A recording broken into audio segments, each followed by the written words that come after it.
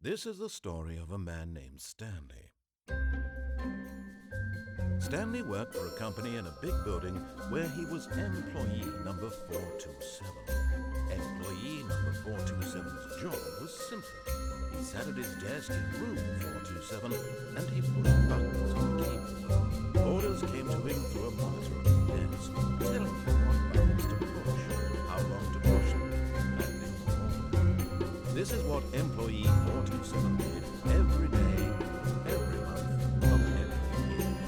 And although others might have considered it soul-making, Stanley relished every moment that he was doing, though he had been paid exactly for his job. Stanley was happy. And then one day, something very peculiar happened. Something that would forever change Stanley. Something he would never quite forget.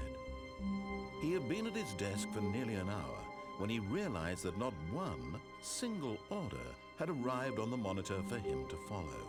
No one had showed up to give him instructions, call a meeting, or even say hi. Never in all his years at the company had this happened, this complete isolation. Something was very clearly wrong. Shocked, frozen solid, Stanley found himself unable to move for the longest time. But as he came to his wits and regained his senses, he got up from his desk and stepped out of his office.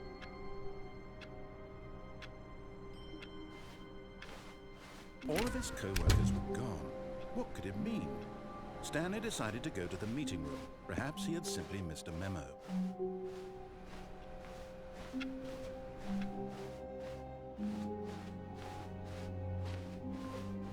When Stanley came to a set of two open doors, he entered the door on his left. This was not the correct way to the meeting room, and Stanley knew it perfectly well. Perhaps he wanted to stop by the employee lounge first, just to admire it. Yes, truly a room worth admiring.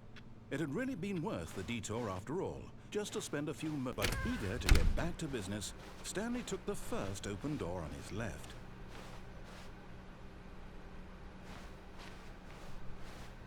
Stanley was so bad at following directions, it's incredible he wasn't fired years ago. Look, Stanley, I think perhaps we've gotten off on the wrong foot here. I'm not your enemy, really I'm not. I realize that investing your trust in someone else can be difficult, but the fact is that the story has been about nothing but you all this time. There's someone you've been neglecting, Stanley. Someone you've forgotten about. Really? I was in the middle of something. Do you have zero consideration for others? Are you that convinced that I want something bad to happen to you? Why, I don't know how to convince you of this, but I really do want to help you, to show you something beautiful. Look, let me prove it. Let me prove that I'm on your side. Give me a chance. Now listen carefully, this is important. Stanley walked through the red door. Aha, perhaps you misunderstood. Stanley walked through the red door.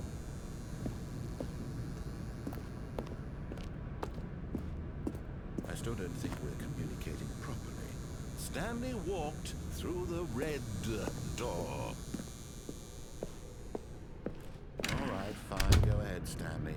You want to know so badly what's out there? You want to find out what lies at the end of this road you've chosen? Well, don't let me stop you.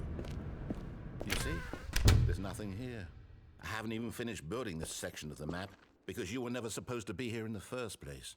Broken rooms, exposed developer textures. Is this what you had wanted? Was it worth ruining the entire story I had written out specifically for you? Do you not think I put a lot of time into that? Because I did. And in the end, it was all for nothing, because this is what you wanted to see. Help me here, Stanley. Help elucidate these strange and unknowable desires of yours. What would have made this game better? What did you want to see? Vehicles? Skill trees? Work with me. You've given me absolutely nothing so far. Tell you what, let me take a stab in the dark at a new design and you can give me some feedback. There we go. A third option. This already feels leaps ahead of where we were before. Go ahead, Stanley. Take it for a spin. Okay, I'm going to stop you there. Now, tell me about your experience with this new version. Would you say that the game benefited from allowing you more choices? Feel free to be honest. I'm looking for some real critical feedback here. A 1? I mean, I can understand if you had reservations, you saw ways the game could be improved to more fully express itself mechanically and artistically, but a 1? That's not even helpful. What am I supposed to do with that? But I guess it isn't my place to judge. Here, based on the data from your previous playthrough, I've compiled a new version. And to be perfectly candid, I think I've knocked it out of the park with this one. Let's take a look.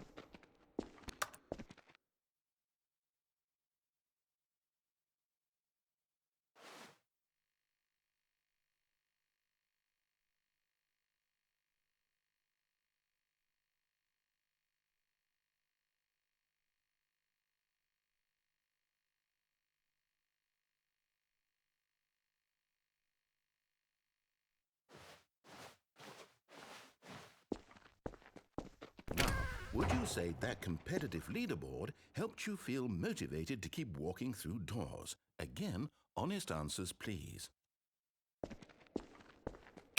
Hey, I nearly forgot. I've got a prototype of a new game I've been working. Hey, I nearly forgot.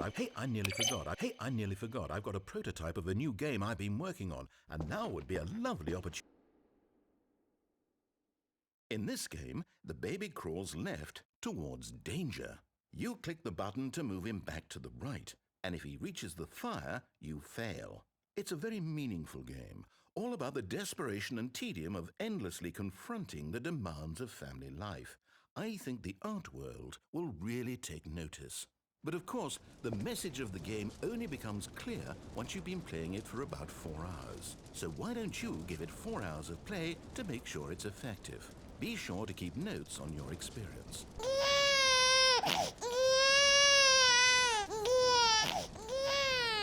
You heartless bastard. Did you do it because you hate babies or purely to spite me? Because if it's the latter, well, I don't know what to do. I'm completely out of ideas. I can't think of a single thing that might improve the experience for me. I'm not even going to try. I'm out, I'm done. It's over.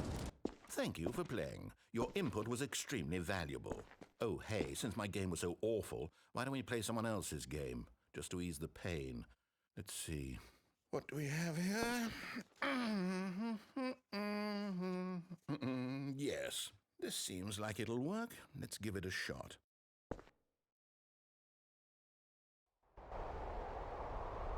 Aha! Fascinating. What do you think this game is about, Stanley? What's our backstory? What is our motivation? Well, it seems obvious to me that you are meant to play as a creepy man spying on innocent civilians below you from up high in your creep tower, perhaps for some sort of twisted erotic purpose. Yes, that must be it. What a fascinating venture into the experience of total mental depravity. So far, I love everything about this game, Stanley, and it seems there's even more. Come, let's venture outward and see what else is out there.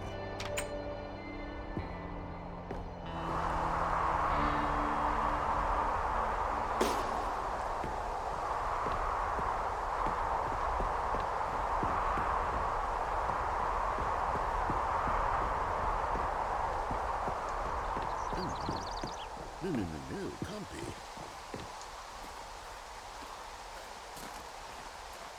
It is. It's an open world game. Good God, quickly block it off.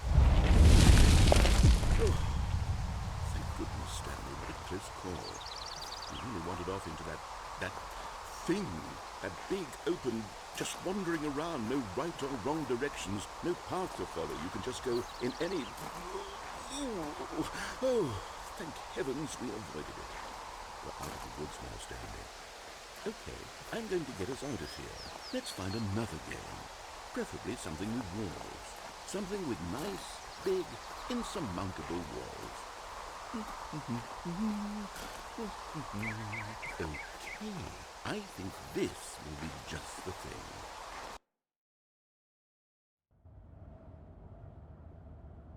Wonderful. See, this is exactly what I had in mind. Just a nice big box for you to run around in. There isn't any possibility that you could get lost here. Now this is game design. Stanley, if you manage to get lost in this game, I will be phenomenally impressed. Okay, so what exactly do we do here? Let's see. There are lots of cars here in the back, but obviously there's no racetrack. Okay, I'm seeing that there's a ball of some kind back here. Is this game sports ball? Stanley, I think it's sports ball. Oh, what fun. We shall run the bases and do a touchdown together? Yes, I think surely we must. Okay, Stanley, here's the ball. Have fun.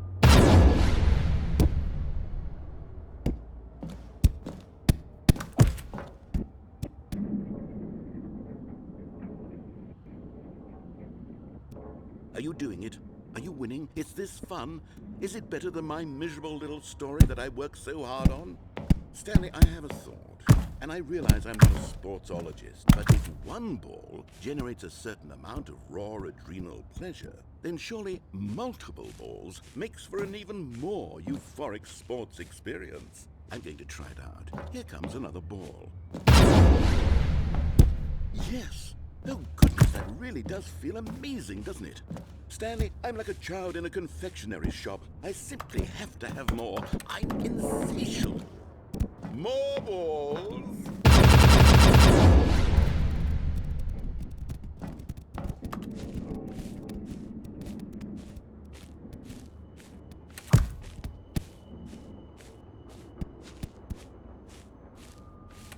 Are you enjoying this, Stanley? Are you having fun? Is this a real video game? Well, I sure hope you're having a good time, because guess what? It's over. That's right. Your little fun comes to an end. This is my game, and what I say goes. You get to have fun when I let you, Stanley. Besides, you need someone like me to set boundaries for you. Without rules or boundaries, video games are nothing. Yes, that's what I am. I am structure. I'm your sense of purpose. And since you decided you didn't want to play my game, now I don't want to play with you either. So, goodbye, Stanley. I'm leaving. See how... Hold on. What are you doing?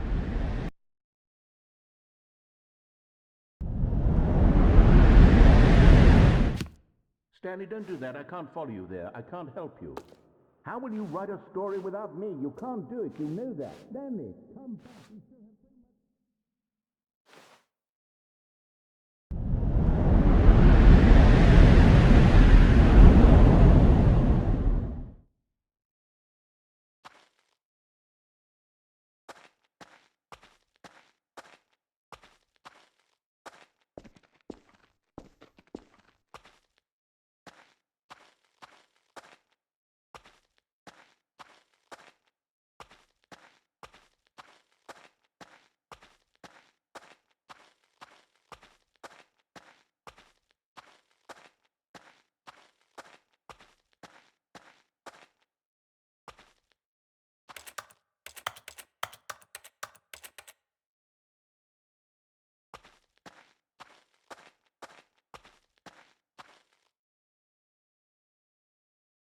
I wonder what he found.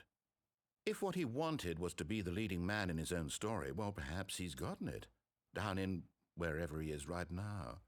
I wonder if he's happy with his choice, and if he's learned the heavy cost that comes with it. He'll understand soon what I was trying to tell him. He needs me. Someone who will wrap everything up at the end, to make sense out of the chaos and the fear and the confusion. That's who I am. That is what I mean to this world. Oh, yes. Yes, I'll be back. There's no other way. Once this ends, after it all comes to a close, then I'll be back. The end will be here soon. Very soon. I can wait.